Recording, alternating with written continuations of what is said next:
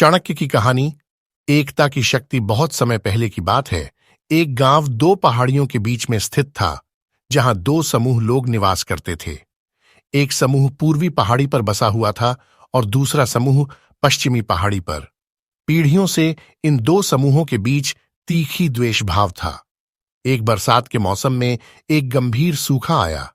दोनों पहाड़ी गांवों में पानी की भारी कमी थी और उनकी फसलें बेहतरीन सूरज की तप्त रेखा के नीचे सूख गई थीं।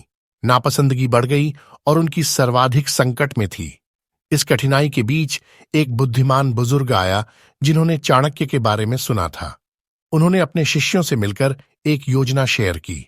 बुजुर्ग ने समझाया, जिसकी बजाय कि लड़ाई और प्रतिस्पर्धा करो, हम अपने सामने आने वाली समस्या को मिलकर हल करने के लिए काम करें।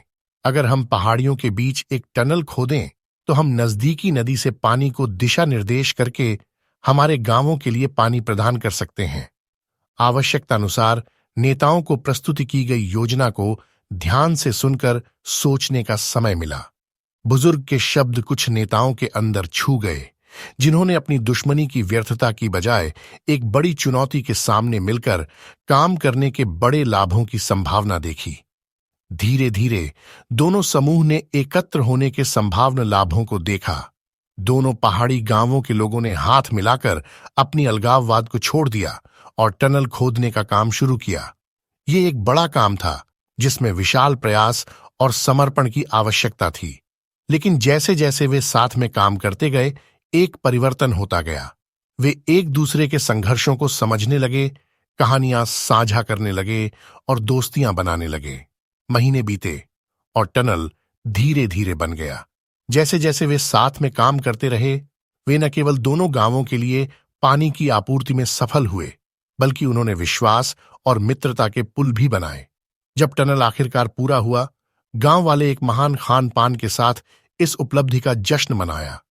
उन्होंने समझ लिया कि अपने अलगाववाद को छोड़कर और एक साथ काम करके उन्होंने न केवल पानी की कमी को दूर किया, बल्कि उन्होंने भरोसे और साथीपन के पुल भी बना दिए। बुजुर्ग ने गांव वालों से कहा, याद रखें, एकता द्वेषियों को मित्रों में बदल सकती है और चुनौतियों को अवसरों में।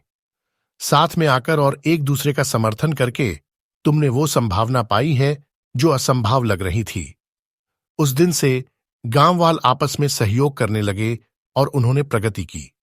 उन्होंने अपनी संसाधनों को साझा किया, मुश्किल समयों में एक दूसरे की मदद की और उनका गांव पड़ोसी समुदायों के लिए एकता का एक आदर्श बन गया। इस कहानी का सिद्धांत स्पष्ट है।